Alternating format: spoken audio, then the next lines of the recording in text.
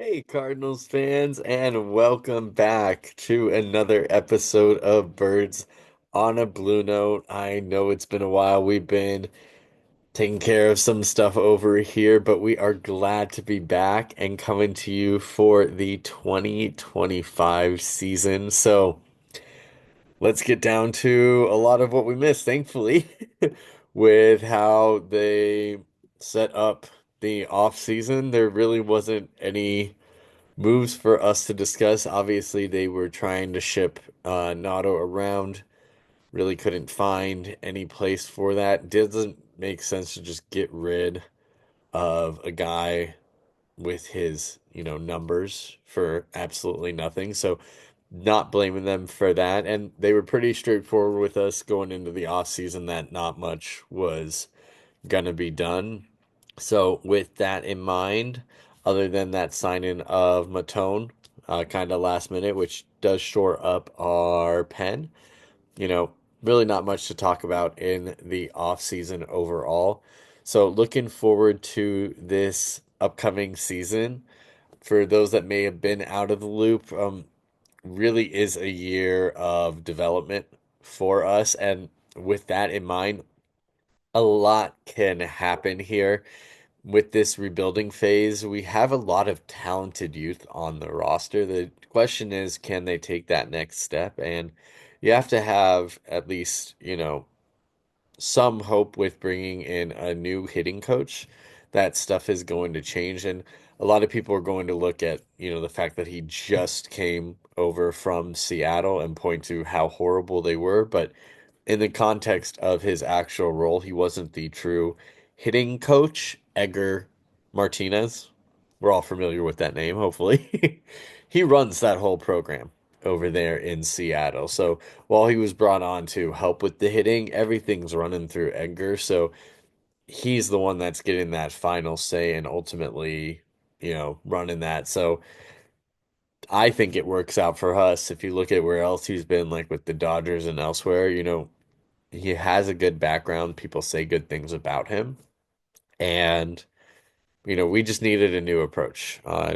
Ward was not getting it done with us at all. And I know Goldie had stood by him, but for those of you that have played at a competitive level, just because a coach has good advice for one player doesn't mean that, you know, they're great around. And my biggest thing with Ward really was his strategy. Even if you're a great coach, if you're not strategizing against these pitchers and getting your guys ready for what you're going to be facing, and even changing that, if guys are struggling or you notice that, let's say their cutter's getting away from them, if you're not relaying that and changing in game at this level, it's going to, not really work out for you. So I'm glad we moved on.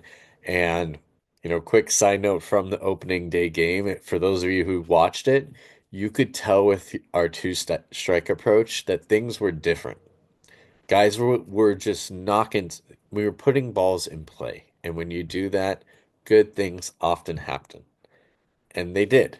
The, I mean, there were a couple times where like Burley ripped that one right down the middle, and they just had him played perfectly. You got to just tip your cap to the Twins at that point, and they got that double play. But I liked the better approach that we had. It's just going to be interesting to see if that continues throughout the season or if that was just a one game thing. But ultimately, really, the key this year is we're integrating that young talent onto our roster. So there can be some growing pains, but also you got to have a little bit of hope when you have guys like Burley who can mash, Wynn who has, his speed and his arm and defense. There's just a lot going for this team, and the Central is really up for grabs at the end of the day. And so we are going to face some strong opponents. The Cubs are up there, Milwaukee, those guys are favored to finish the top of the division. So really going to have to prove ourselves. And with that in mind, key players to watch this year, Wilson, Willie Boy. I think, and this is also most likely why the club switched him over there. Getting him over to first base takes that whole catching side off of his plate. He can focus on playing every day, getting ready, being offensive minded, which suits him a heck of a lot better and also means that he's going to be out there more because, the wear and tear on a catcher is insane for anybody that's done that. He's added a little bit of weight this year too, and so it's just going to be interesting to see if he can help, add and fill some of that void that we lost with Goldie. And with that in mind too, Nato, are we going to see that resurgence? Now, this is a man who takes a lot of pride in his game, and he knows he's had an off year last year, and you can imagine he's beating himself up terribly. So, will be interesting to see what type of season we get from him. I think he's going to be laser focused. I think this is going to be bounce back. Maybe not like his, MVP caliber year, but I mean, if he even has an average Nato year, this team can be dangerous to compete with. Now, we also have with Willie switching over to first, really young catchers. So we got Pajes and we got Herrera. Now, I love Herrera for his bat. The thing is that release, getting rid of that ball, people were just stealing left and right on him. So apparently he's been working on that a lot during the off season. Will be interesting to see what's come with that, if anything. And in the game when Minnesota stole on him, he launched that ball. Thankfully, we had it backed up, but not going to jump to any conclusions on one game, but we need to make sure we're shutting down that run game. Otherwise, it could be a bit of a long season. And then with that in mind too, we also have, the youth in the rotation and in the pen. So we got Libby getting starts again, and we also got Palente getting those starts as well. And then Victor Scott out in the outfield, showing why he's out there literally yesterday, running down that ball, making sure that that stays, a game where we are up.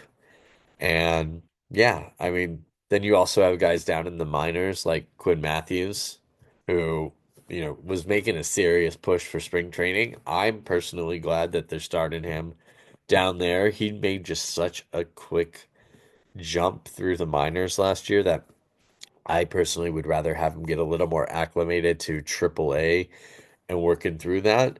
And if he's continuing to, perform, we can always call him up when somebody eventually gets injured.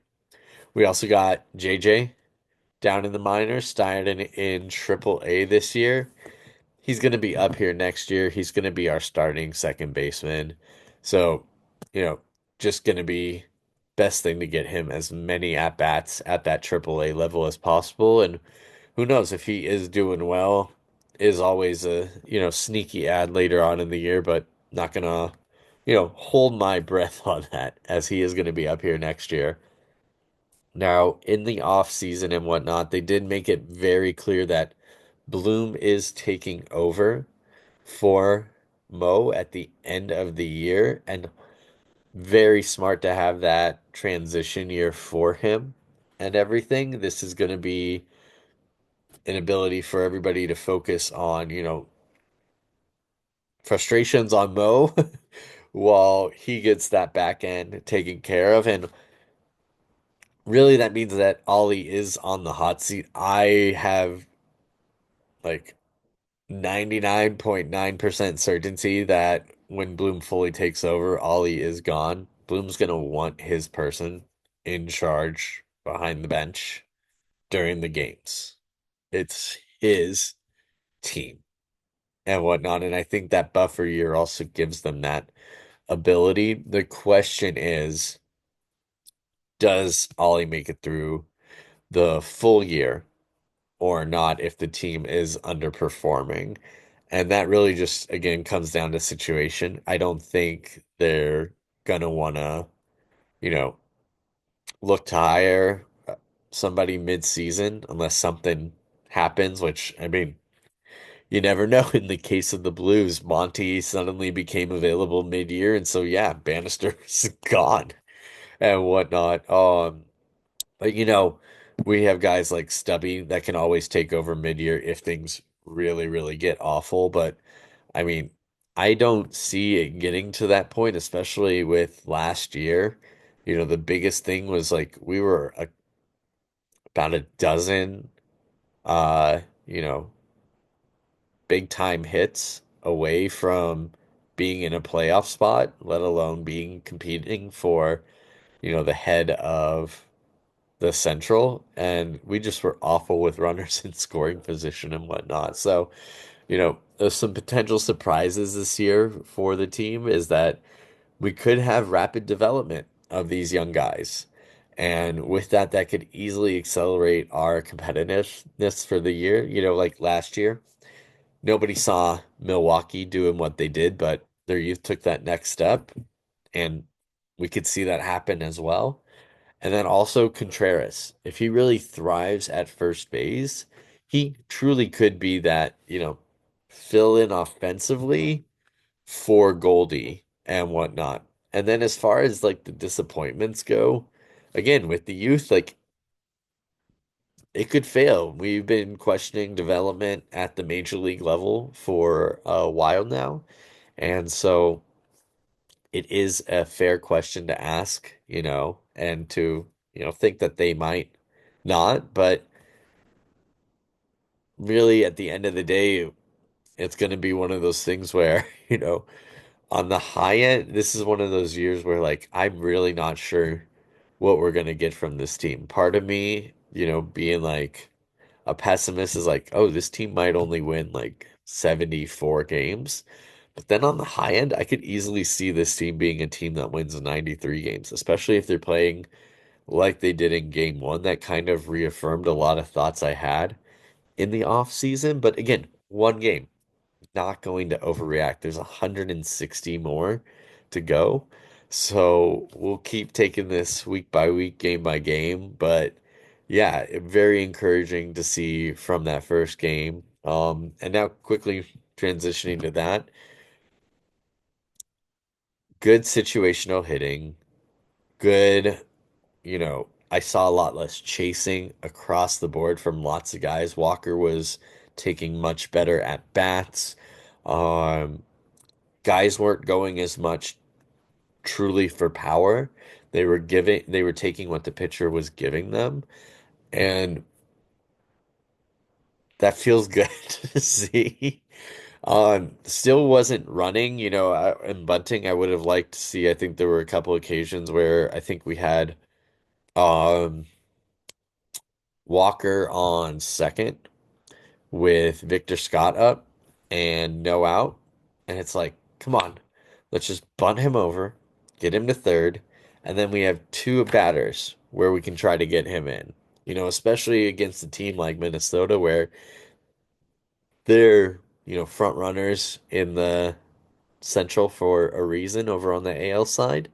And so, close game, but pulled it out. Nato getting that home run was he's got to be feeling it. And I love you fans for having to make a curtain call there. That's going to reaffirm, his confidence in being here, knowing that he made the right decision, saying not to go to Houston and things like that. And so, yeah, so again, fans, just get ready. This could be quite a bit of frustration this year with growth. But again, a lot of excitement. Helsley gets his first save of the year, and it wasn't a one-run final win. So, you know, incremental change, but curious to hear what all of you are thinking about this upcoming season. So let us know your thoughts, and we'll see you all later. Take care.